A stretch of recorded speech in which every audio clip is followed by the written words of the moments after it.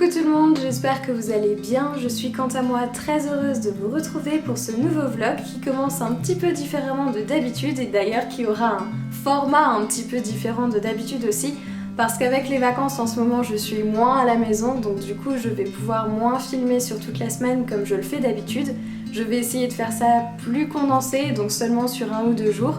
Mais j'espère que ça vous plaira quand même. On se retrouve en tout cas aujourd'hui pour une update lecture. Je voulais en effet vous parler du Cœur des femmes qui est un roman de Marc Zaffran ou sous son nom de plume Martin Winkler, je suis pas trop sûre de comment ça se prononce, et qui est ici sous forme roman graphique qui a été illustré par Aude Mermilio. Cette lecture je l'ai choisie grâce à Alexandra de la chaîne Alex Bookin en Prada et si vous ne la connaissez pas je vous invite vraiment très chaudement à aller la découvrir.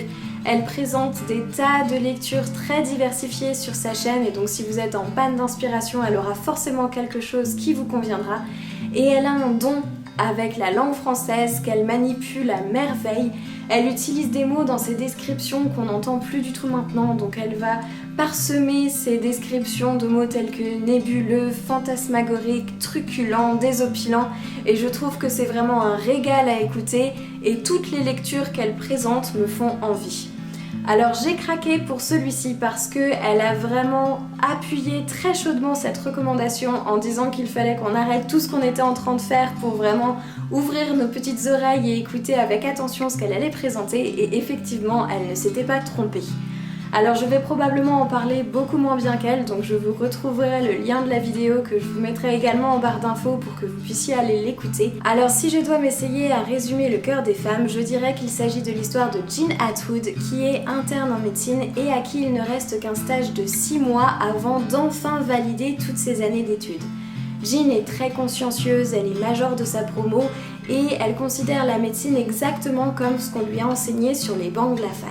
Mais manque de peau, elle va réaliser son stage chez un docteur qui s'appelle Franz Karma et qui lui se considère beaucoup plus comme un soignant que comme un médecin. Alors la nuance n'est pas forcément très claire, mais en fait ce qui se passe c'est que le docteur Karma lui est très à l'écoute de ses patientes et qu'il ne propose pas toujours de les ausculter ou de leur prescrire des médicaments, mais que parfois il passe simplement toute la consultation à les écouter et en fait à leur donner des conseils. Et ça, cette approche-là de la médecine, ça ne va pas du tout convenir à Jean qui, elle, considère qu'il faut qu'il y ait une auscultation et une prescription, que ça aille vite et que ça s'enchaîne. Et donc les deux médecins vont rentrer en confrontation et le docteur Karma va dire à Jean « Écoute, t'es bien mignonne, mais en fait là tu es dans mon service et je n'aime pas que tu prennes mes patientes de haut. » Donc ce qui va se passer, c'est qu'on va cohabiter ensemble pendant 1 semaine et tu vas vraiment me suivre en gardant tes préjugés pour toi.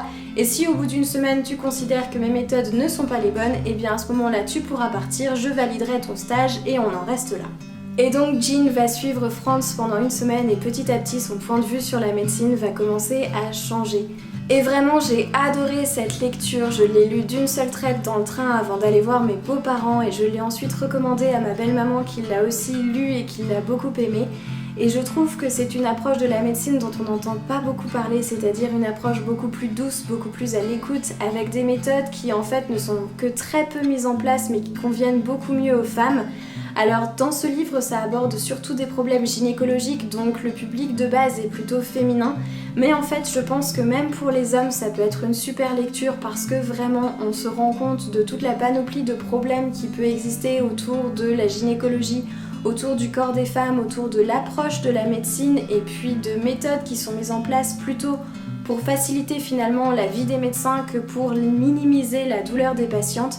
Et j'ai absolument adoré, ça m'a appris plein de choses et j'avais vraiment pas envie de le terminer, j'avais envie de continuer de lire, de continuer de découvrir des destins de femmes à l'intérieur, de continuer d'en apprendre encore plus, ça m'a ouvert un petit peu les yeux aussi sur un sujet pour lequel finalement il y a encore beaucoup de choses qui sont obscures et allez-y, lisez-le, il est génialissime. Hier, nous sommes également passés sur une brocante avec mon chéri et mes beaux-parents et je voulais profiter de cette vidéo pour vous montrer les 2 petites choses que j'ai trouvées. Alors la première, c'est ce superbe abat-jour avec cette forme de fleur qui doit être un peu en matière naturelle. Je sais pas si c'est de l'osier ou du rotin ou quelque chose comme ça, j'en sais rien du tout. En tout cas, il est super mignon, il est en très bon état. Il est un petit peu poussiéreux donc il faudra que je le lave et puis il faudra bien évidemment que je trouve la suspension pour pouvoir l'accrocher au plafond. Mais je l'ai payé 1 € donc franchement à ce prix là il fallait pas se priver et je pense qu'on va le mettre dans la chambre, je suis sûre que ça rendra très bien donc je suis super contente de cette petite trouvaille qui était vraiment un pur hasard, je cherchais pas spécialement d'abat-jour mais je suis vraiment très contente, je le trouve adorable et que dire de plus? Et la deuxième chose que j'ai trouvée, ce sont ces 2 jardinières que j'ai également payées 1 € pièce. Elles sont en plastique, elles sont comme neuves. Et je ne sais pas encore ce que je vais mettre dedans, j'ai pas du tout résisté quand j'ai vu le prix et que j'ai vu qu'elles étaient en très bon état. Donc probablement des comestibles ou des fleurs, je sais pas, j'ai pas encore décidé, mais en tout cas c'est vrai que je ne me suis pas non plus privée quand je les ai trouvées sur la brocante. C'est d'ailleurs pour la petite histoire mon chéri qui les a repérées et qui m'a dit non mais viens voir, ça va te plaire. Et effectivement, il avait raison. Donc ça me rappelle un petit peu cette vidéo que je vous avais tournée où je vous disais que quand vous vouliez des bons plans, des choses pas chères ou des choses éthiques, les brocantes, et ben c'était toujours un endroit où il fallait ouvrir l'œil. Et bien preuve en est, voilà 2 jardinières pour vraiment pas cher. Petit changement de décor, je suis actuellement dans ma salle de bain et je m'apprête à déplacer le Monstera Deliciosa pour le mettre dans la douche et l'arroser parce que je ne l'ai pas fait la semaine dernière, c'est pas bien du tout mais j'ai eu la flemme. Mais là, l'Oya ne suffit plus, surtout avec les beaux jours qui sont là et la chaleur qui commence à s'emmagasiner dans cette pièce. En fait, j'ai toujours ultra peur de déplacer le pot parce qu'il est posé sur un espèce de trépied que j'ai acheté sur Vinted qui est en bois mais qui est pas super stable. Et à chaque fois que je repose le pot de la Monstera en terre cuite qui est super lourd dessus, j'ai toujours peur qu'il y ait un truc qui se passe pas bien et que ça tombe, que ça se casse, que ça explose, enfin bref, qu'il y ait une petite catastrophe qui s'en suive, surtout que je suis hyper maladroite, à chaque fois c'est un mini miracle qu'il se passe rien. Donc on va croiser les doigts pour que ce soit encore le cas aujourd'hui. Toujours est-il que comme j'arrose la Monstera, je vais aussi en profiter pour faire le Diefenbachia qui est également derrière moi parce que pareil, je l'ai pas fait depuis super longtemps. Et je vais aussi faire le Ficus lyrata qui est dans l'entrée, comme ça au moins tout sera fait. Et puis voilà, c'est parti, on y va.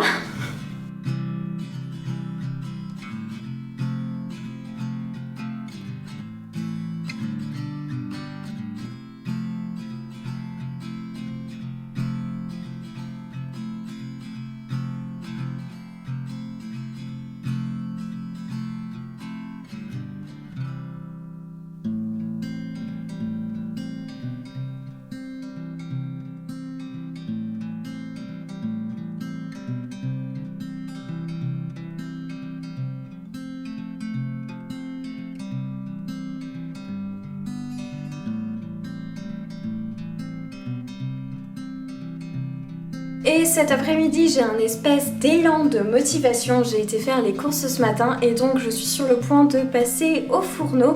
Je vais faire un goûter. Une fois n'est pas coutume, je vais pas faire ça le mercredi après-midi, mais lundi après-midi parce qu'on n'a plus de goûter et que j'avais envie de pâtisser.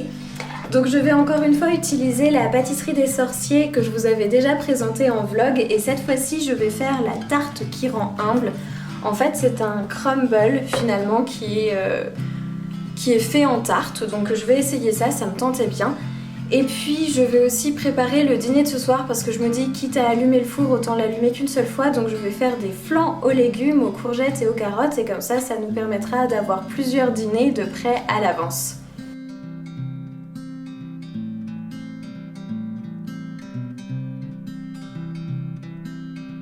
Pour la compote, ce n'était pas dans la recette, mais j'ai aussi décidé d'ajouter du poivre, comme l'une d'entre vous me l'avait conseillé en commentaire. D'ailleurs, Honorine, si jamais tu passes par là, merci beaucoup pour le conseil, c'était pas mal du tout.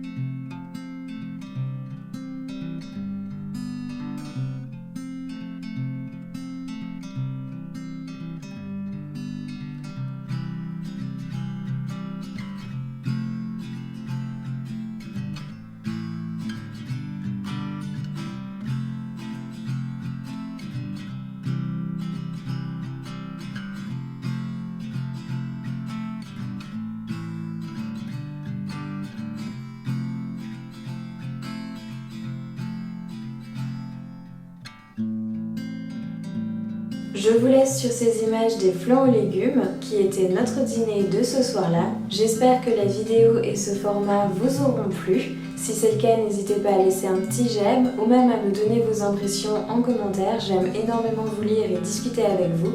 Et moi je vous dis à très très vite.